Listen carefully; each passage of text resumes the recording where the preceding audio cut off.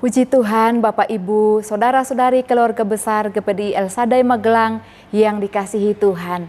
Untuk kita terus melakukan hal yang benar, hal yang baik di mata Tuhan, tentunya kita harus terus belajar melalui kebenaran firman Tuhan. Mari sama-sama kita akan menikmati merenungkan firman Tuhan di dalam Galatia pasalnya yang ke-6. Galatia pasal 6 kita akan baca ayatnya yang ke-9 dan ayatnya yang ke-10. Galatia pasal 6 ayat 9 dan 10. Janganlah kita jemu-jemu berbuat baik, karena apabila sudah datang waktunya, kita akan menuai jika kita tidak menjadi lemah. Karena itu, selama masih ada kesempatan bagi kita, marilah kita berbuat baik kepada semua orang, tetapi terutama kepada kawan-kawan kita seiman. Puji Tuhan, saya memberikan judul untuk renungan kita, yaitu selama masih ada kesempatan. Selama masih ada kesempatan berarti ada waktunya. Ada saatnya tidak ada kesempatan Bapak Ibu ya di dalam kehidupan kita. Demikian juga dijelaskan di dalam Pengkhotbah 3 bahwa segala sesuatu ada waktunya, ada masanya. Ada banyak dijelaskan dalam Pengkhotbah pasal 3, salah satunya. Ada waktunya untuk kita lahir dan ada waktunya juga untuk kita meninggal. Nah Bapak Ibu, kita akan melihat kebenaran firman Tuhan ini ya. Selama masih ada kesempatan, apa yang harus kita perbuat? Oleh karena itu Bapak Ibu, mari selama masih ada kesempatan untuk kita hidup di dunia ini sebagai anak-anak Tuhan yang beriman kepada Tuhan Yesus Kristus dan anak-anak Tuhan yang sudah menerima keselamatan dari Tuhan Yesus. Yang pertama, mari kita berbuat baik. Kita akan lihat kembali pada ayatnya yang ke-10, dikatakan ayatnya yang ke-10. Karena itu selama masih ada kesempatan bagi kita, marilah kita berbuat baik kepada semua orang, tetapi terutama kepada kawan-kawan kita seiman. Berbuat baik kepada semua orang dan dikatakan terutama kepada kawan-kawan seiman, yaitu saudara-saudara seiman kita Bapak Ibu Saudara ya. Nah, di dalam ayatnya yang ke-9 di sana firman Tuhan katakan ayat 9, janganlah kita jemu-jemu berbuat baik, karena apabila sudah datang waktunya kita akan menuai jika kita tidak menjadi lemah. Ayat 9 dikatakan jangan kita jemu-jemu berbuat baik, baik kepada semua orang, terlebih kepada saudara seiman. Pada ayat yang kedua Bapak Ibu tentang ya selama kita masih ada kesempatan mari kita berbuat baik. Kita lihat pada ayatnya yang kedua, bertolong-tolonglah menanggung bebanmu, demikianlah kamu memenuhi hukum Kristus. Firman Tuhan mengajarkan kepada kita supaya kita hidup bertolong-tolong satu dengan yang lainnya. Dan dikatakan ketika kita menolong orang lain, ya kita hidup di dalam kasih Kristus ya. Berbuat baik, menolong orang lain. Artinya kita sedang melakukan atau memenuhi hukum Kristus, dikatakan dalam ayat 2b. Kita sedang memenuhi hukum Kristus, yaitu hidup di dalam kasih Tuhan. Nah Bapak Ibu, kita melihat bahwa berbuat baik kepada semua orang ya. Kalau kita melihat pada ayatnya yang ke-10 tadi, berbuat baik kepada semua orang artinya ketika kita menjadi anak-anak Tuhan, melakukan kebaikan tidak pandang bulu Bapak Ibu. Apakah itu kita kenal, apakah itu keluarga kita atau bukan.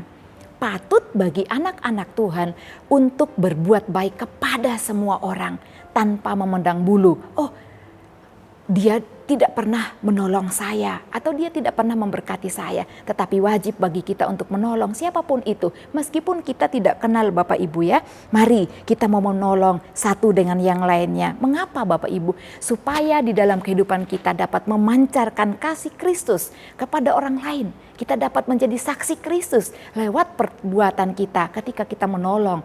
Mungkin bukan seiman, tetapi mari kita tingkatkan perbuatan baik kita kepada semua orang. Karena hidup di dalam kasih, demikianlah kita memenuhi hukum Kristus, dikatakan pada ayat yang ke-2b. Nah Bapak Ibu, kita akan menolong dalam hal apa saja.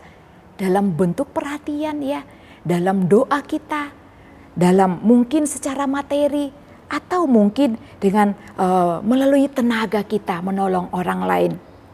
Puji Tuhan Bapak Ibu, dikatakan bahwa dengan demikian kita adalah Kristen sejati. Ada salah satu kesaksian Bapak Ibu ketika persekutuan atau ibadah masih berjalan lancar sebelum ada pandemi ini. Salah satu kekasih Tuhan, anak Tuhan, seorang bapak bersaksi dalam ibadah keluarga. Dia katakan selama masih ada kesempatan saya hidup, dia berkata demikian, saya akan pergunakan hidup saya untuk berbuat baik kepada semua orang, siapapun itu yang saya temui di jalan. Dan dia menyaksikan bahwa dia sering menolong orang, baik itu yang dia tidak kenal ataupun yang sekantor atau siapapun itu. Dan Bapak ini memang hidup di dalam kasih Tuhan ya. Saya sering melihat Bapak ini rela berkorban. Nah Bapak Ibu, ini tentang menuai juga, nanti kita akan lihat ayat selanjutnya. Dan ketika itu Bapak ini mogok Bapak Ibu mobil yang dia kendarai. Dan waktu itu dia bingung harus seperti apa menghidupkannya. Ada aja orang-orang yang menolongnya. Dia berkata, ketika kita berbuat baik, Tuhan juga akan melakukan hal yang sama ketika kita mengalami kesulitan atau kesusahan. Ada orang-orang yang Tuhan pakai, bahkan Bapak itu tidak mengenal orang-orang tersebut. Itulah cara Tuhan. Ketika kita hidup di dalam firman-Nya, melakukan kebenaran firman-Nya, Tuhan tidak pernah berhutang. Puji Tuhan Bapak Ibu. Dikatakan yang kedua tadi kepada semua orang, sekarang kita melihat pada ayat yang ke-10b ya, dikatakan terutama kawan seiman. Siapakah kawan seiman itu? Yang pertama kita lihat pada ayatnya yang ke-6. Ayatnya yang ke-6 berkata demikian. Dan baiklah dia yang menerima pengajaran dalam firman. Siapa yang menerima pengajaran? Tentu kita. Siapa yang mengajar kita? Tentu hamba Tuhan. Saya lanjutkan pembacaan.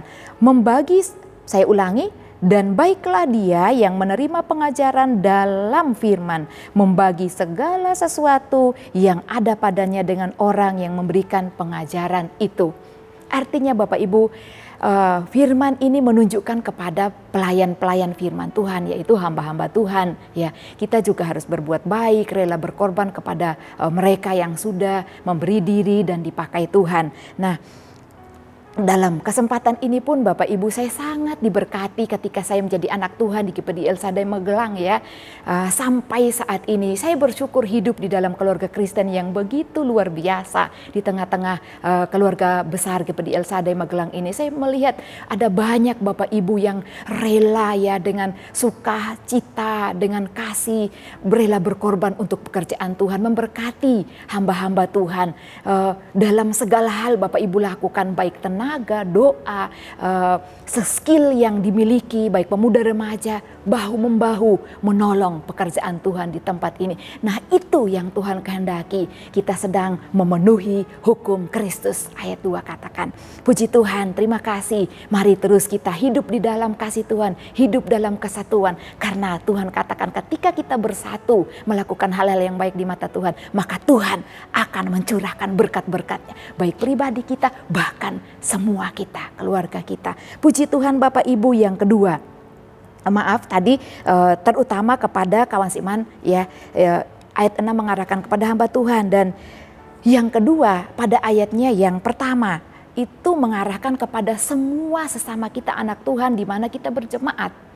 Kita lihat ayatnya yang pertama, saudara-saudara, kalaupun seorang kedapatan melakukan satu pelanggaran, maka kamu yang rohani harus memimpin orang itu ke jalan yang benar dalam roh lemah lembut sambil menjaga dirimu sendiri supaya kamu juga jangan kena pencobaan. Artinya Bapak Ibu, kalau kita hidup di dalam kasih Kristus, ketika ada sesama kita ya, saudara seiman mungkin melakukan pelanggaran atau jatuh ke dalam dosa, wajib bagi kita yang ya dikatakan di sini pada ayat yang pertama, maka kamu yang rohani ya, membimbing orang yang sedang jatuh. Terkadang Bapak Ibu manusia ya, sisi kemanusiaan cepat sekali untuk mengumbar kesalahan orang lain atau bercerita kepada si A, si B, oh si A seperti ini. Tapi yang Tuhan kehendaki tidak Bapak Ibu. Ketika kita tahu saudara seiman kita itu melakukan pelanggaran ya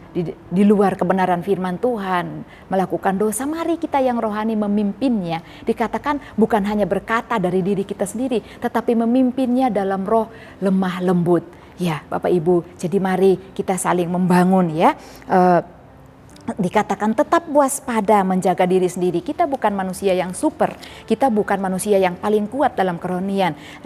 Hal yang sama juga kita harus waspada, menjaga diri kita sendiri. Bapak Ibu, cepat saja kita melihat hal yang kedua pada ayat 7 dan 8. Ketika dikatakan sebagai anak Tuhan, dikatakan pada ayat yang 7 dan 8, saya simpulkan, apa yang ditabur orang itu juga yang akan dituainya. Apa yang saya tabur, apa yang kita tabur, itu yang kita akan tuai. Yang pertama dikatakan pada ayat 7 dan 8, menabur dalam daging. Bapak Ibu, ini adalah anak-anak Tuhan yang sangat diberkati Tuhan dengan luar biasa, tetapi menutup mata melakukan hal-hal yang baik. Ya, firman Tuhan juga dijelaskan, ketika kita tahu hal yang baik, tapi ketika kita tidak melakukan, itu adalah dosa. Mungkin diberkati Tuhan secara jasmani, secara materi, tapi enggan untuk melakukan yang baik untuk pekerjaan Tuhan, untuk sesama, saudara seiman, bahkan orang lain. Ya, nah mari Bapak Ibu, dikatakan orang-orang yang demikian akan menuai kebinasaan. Bapak Ibu dapat membaca ayat 7 dan 8, akan menuai kebinasaan dari dagingnya. Sebaliknya yang kedua, menabur dalam roh. Orang yang menabur dalam roh adalah orang yang melakukan kebenaran firman Tuhan, hidup dalam kasih Kristus, tidak jemu-jemu berbuat baik, suka menolong, suka memberi untuk pekerjaan Tuhan, dan melakukan, terlibat, mempersembahkan kepada Tuhan setiap skill, setiap kemampuan yang diberikan oleh Tuhan untuk melayani Tuhan. Nah, dikatakan ia akan menuai hidup yang kekal dari roh itu. Saya percaya, saya, Bapak Ibu Saudara semuanya, kita mau menuai hidup yang kekal di dalam Tuhan Yesus Kristus. Oleh karena itu, mari kita tidak jemu-jemu berbuat baik-baik untuk pelayanan Tuhan, bahkan saudara kita, siapapun itu, selama kesempatan masih ada sebelum Tuhan memanggil kita. Puji Tuhan, Tuhan Yesus memberkati. Kita bersatu di dalam doa. Terima kasih Tuhan Yesus, kami bersyukur buat kebenaran firman-Mu. Kami Tuhan mau belajar selagi ada kesempatan bagi kami, kami mau mempergunakannya itu untuk kemuliaan nama Tuhan, supaya orang lain dapat melihat kasih Kristus di dalam kehidupan kami dengan berbuat baik untuk pekerjaan Tuhan, bahkan untuk hal-hal yang lainnya. Dalam nama Tuhan Yesus kami berdoa dan mengucap syukur. Haleluya. Amin.